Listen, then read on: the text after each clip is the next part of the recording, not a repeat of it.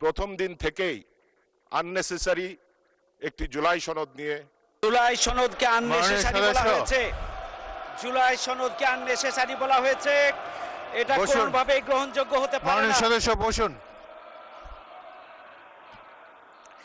মাননীয় সদস্য বসুন। মাননীয় সদস্যবৃন্দ, মাননীয় সদস্য, আমাদেরকে রাজপথের হুঙ্কার দিয়ে রাজপথে আন্দোলনের কথা বলে লাভ নেই। প্রথম দিন থেকেই আননেসেসারি একটি জুলাই সনদ নিয়ে বিতর্ক শুরু করেছেন মাননীয় স্পিকার। প্রথম দিন থেকেই আননেসেসারি একটি জুলাই সনদ নিয়ে বিতর্ক শুরু করেছেন মাননীয় স্পিকার। আজকে আমি একটি সত্য তুলে ধরতে চাই। 2018 সালে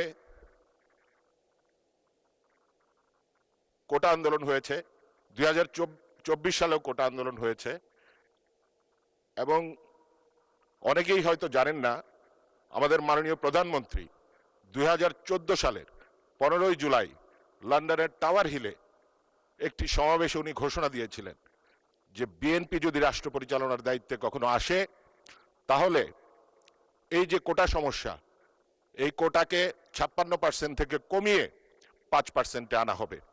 আমাদের মাননীয় প্রধানমন্ত্রী কতটা বিচক্ষণ, কতটা দূরদর্শী মাননীয় স্পিকার, যে আজ থেকে সেই 2014 সালেই তিনি সেটা উপলব্ধি করতে পেরেছিলেন।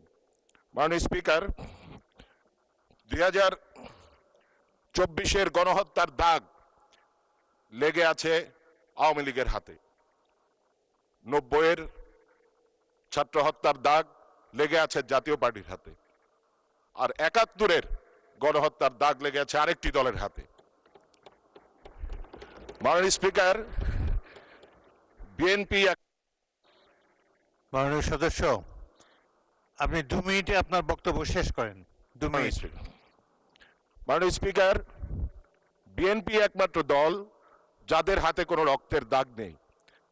বিএনপি হচ্ছে বাংলাদেশের মানুষের আশ্রয়স্থল এবং বিএনপি গণমানুষের অধিকার নিয়ে, গণতন্ত্র নিয়ে কাজ করে, এবং আজকে আমাদের গর্ব করা উচিত যে আমরা এমন একজন প্রধানমন্ত্রী পেয়েছি যিনি নিরলসভাবে এই বাংলাদেশের মানুষের জন্য কাজ করে যাচ্ছেন। মাননীয় স্পিকার, আমরা দীর্ঘ 17 বছর রাজপথে ছিলাম। আই রিপিট মাননীয় স্পিকার, 17 বছর। এখানে আমার ডান পাশে যারা বিরোধী দলের সদস্যরা আছেন তাদের অনেকের রাজনৈতিক ক্যারিয়ারও হয়তো 3-4 বছরের বেশি নয়। তো মাননীয় স্পিকার, আমাদেরকে রাজপথের হুঙ্কার দিয়ে রাজপথে আন্দোলনের কথা বলে লাভ নেই। আপনারা যদি আমাদের মন পেতে চান তাহলে ওপেন হার্ট নিয়ে আসুন, ইনশাল্লাহ আমরা সকলে মিলে একসাথে এই বাংলাদেশকে গড়ব। আপনাকে মাননীয় স্পিকার ধন্যবাদ জানাই। আমি আমার নির্বাচনী আসন গাজীপুর 2, 8,04,333 জন ভোটার নিয়ে গাজীপুর 2 আসনটি বাংলাদেশের সর্বোচ্চ ভোটার সংখ্যা। রাষ্ট্রের বড় বড় প্রতিষ্ঠান নিয়ে এদেশের অন্যতম শিল্পনগরী। এটি উত্তরবঙ্গের সাথে ঢাকার গেটওয়ে। গাজীপুরে আছে উন্নয়নের নামে বিগত ফ্যাসিস্ট সরকারের লুটপাটের নিদর্শন বিআরটি প্রকল্প, যা বর্তমানে গলার কাটা হয়ে দাঁড়িয়েছে। এটাকে দ্রুত অপসারণ করা দরকার, কারণ এটা যানজট, দুর্ঘটনা স্থানে পরিণত হয়েছে। মাননীয় সদস্যবৃন্দ, পয়েন্ট অফ অর্ডার। জি বলুন। তো দুঃখজনকভাবে যে জুলাই গণঅভ্যুত্থানের মাধ্যমে নতুন বাংলাদেশ, যে জুলাই গণঅভ্যুত্থানের ধারাবাহিকতায় আজকের সংসদ, যে জুলাই গণঅভ্যুত্থানের ধারাবাহিকতায় আজকে ট্রেজারি বেঞ্চের সরকার গঠন করেছেন যারা, আজকের এই মহান সংসদে জুলাইকে আননেসেসারি বলা হয়েছে। জুলাই আলোচনাকে ধন্যবাদ। এটি কোনোভাবেই গ্রহণযোগ্য হতে পারে না। জুলাই সনদকে আননেসেসারি বলা হয়েছে।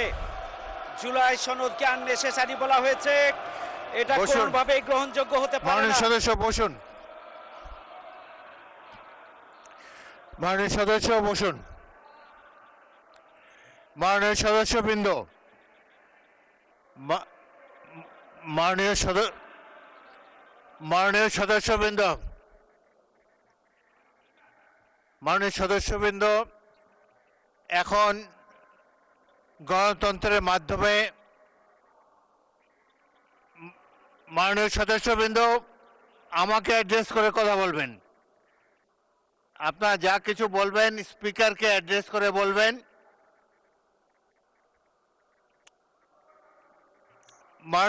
মাননীয় সদস্যবৃন্দ, এখানে তো বিভিন্ন দলের সদস্যবৃন্দ রিপ্রেজেন্টেড, প্রত্যেকের কি একই অনুভব হতে পারে?